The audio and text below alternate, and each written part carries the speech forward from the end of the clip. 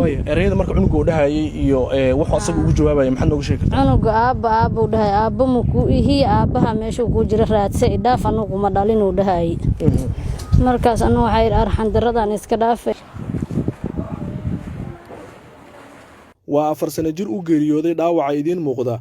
waxa uu geystay adeerkiis qaba hooyadii hooyada dhashay Muscab ma aysan joogin guriga waxaase wiilka yar looga tagay adeerkiis oo si arxan daran u garaacay kadibna uu geeriyooday daawadayaal halkan waa xaafadii ay wax ka dhaceen gaar ahaan goobtii lagu dilay wiilka yar 5 jirka ah ee Muscab isla markaana uu dilay adeerkii hooyadii qabay runtii xaafadda markaan aan soo gaarnay waxaan la kulanay qaabka ay wax u dhaceen familka ay noo sharaxeen runtii dhacday aad u xanuun badan waxa horteeda yaalo waa fiilo bareeskan laga soo jaray waxaana la ii sheegay oo familka ay nala wadaageen in fiiladaas aad u jeedaan oo sidaan uga go'an wiilka jirkiisa lagu gogooyay isla markaana si aad u arxan daran wiilka loo garaacay waxa sidoo kale darjiinkaas madaxa ayaa looga dhuftay oo markaad sawiradiisa aragtaan oo kale runtii oo qaarkood aan idinla wadaagi karin sida ay u xanuun badan tahay awgeed halka loogu garaacay oo marka familka qaar ama dariska qaar maadaama hooyadii aysan joogin dariskana ay isku dayeen inay marka hore ka celiyaan uu yiri ma garaacayo raashin baan siinaya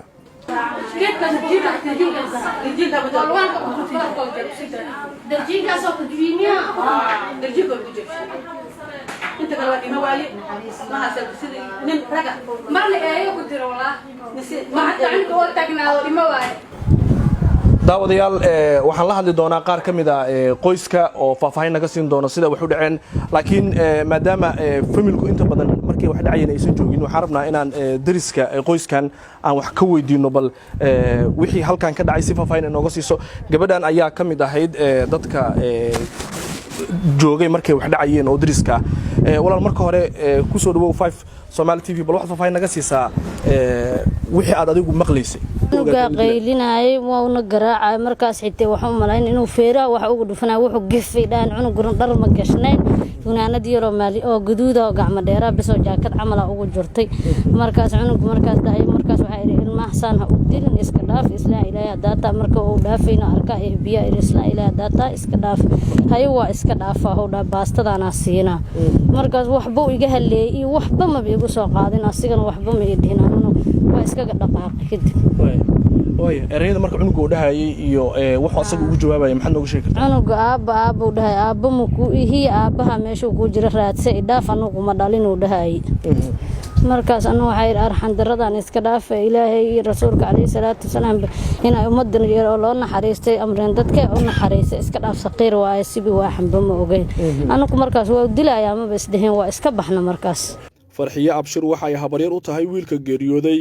shalay duhurkii ayay qado u soo dhiibtay maadaama hooyadii guriga aysan joogin si wiilka yar uu qadada u siiyo adeerkiis oo markaa guriga joogay balse daqiiqada kadib waxaa loo geeyay meedka wiilkii ay raashinka u dhiibtay أنا سديت عقاريتان حوكيني سود وسوديبي سودد waxay dhaw wixii kadib cunug waxa la yiri gabar yar oo soo dhiibay gabadhu waxay tiri sudud wiilka ay qaaday tiri adeerkiisna waa hurdaayay tiri hurdaaya hada wixii kadib aan cunug ku noqso fiiriyana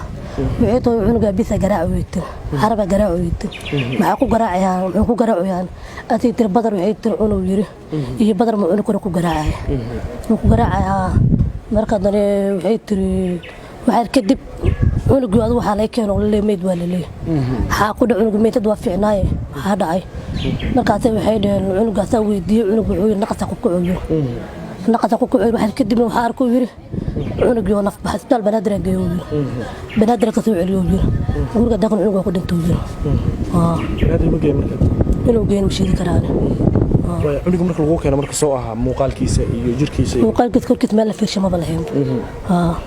ما داوعي عصب كويا داوعي هنا كويا لين دكتي مدحي iyo qorka dhan meel u fiyo way male aniga kale fiir marka xataa dheena naqasku korbidta halayna abartiis oo orday maad cunugi waa noolino arka jirtay tir abartiis markay fiirsno doorayso muuqaalkiisa marka hore ma arkin baanik soo keenay ma soo jiifiyay mugo ma jiifiyay waxa dhaanay cunugan waxa ku dhacay naqas ku kacay habarto orday timid habarto ay cunugi la arka jirto waayo ka baxa soo qanacanaane hada u geeyna meesha waxay dhaaday cunugeedii waa la dilay yaa dila wax dil lama yaqaanid marka cidii dariska sheedeen asaas saddex markii cilnaydeen hooyada dhashay Muscab inooma suura gelin inaan la kulanno oo xaafadda ma aysan joogin waxaase guriga aan kula kulanay hooyo Faadumo Maxamed oo ah ayeeyada soo korisay Muscab maba kula hadlin baan waa dhintaali badaran siyaay wadnaha istaago ku yiri gabadh wadnaha ay istaago wiilki korkiisa dil fiirshana cunugaaba bareesa ku yaal xaarko dhigan waa kaasada meeshaas yaal bareesku ku jajabsan waa halkaas yaal maqlaysa marka alxamdulillah saqiir waa aso ya waxba xay ma garabsan aso laakiin saasa foolxuma asaa u dambeey wiilka abi waa jooga waa jooga iska daba calaaqtamo jooga waa cunug nin dhalinyaro yar waa hooyada iyo wiilka aabihiis Muscab aabihiis way kala tageen ma caruur kale isku dhaleen masaxarka halka cunug isoo dhaleen way kala tageen isoo uur leh oo kale ay kala tageen halka cunug u dhalay eedana halka wiilay u dhashay halkii wiilna meesha ka baxay halkii wiilna meesha ka baxay daawadayaal dhacdadan waa mid aad looga hadalhayo xaafadan raadeerka ee degmada Daynile ninka dilay wiilka uu adeerka u ahaa waxa la sheegay in ciidamada ammaanku ay gacanta ku dhigeen isla markaana hadda baaritaano uu ku socdo inkastoo isagu uu leeyahay naqaska ayaa ku xirmay sidaas ayuu u dhintay balse sida sawirada iyo ka muuqanaysa iyo jirka wiilka muuqaaladii sawirada laga qaaday runtii waxay muujinayaan in si aad u arxan daran uu wiilka markaasi u garaacay isla markaana arintaasi awgeed u geeriyooday dhacdadana waxay ka mid tahay dhacdooyinka murugada leh ee magaalada caasimadda ee Muqdisho ka dhacay maalmihii ugu dambeeyay Abbas Hussein Muuse 5 Somali TV Muqdisho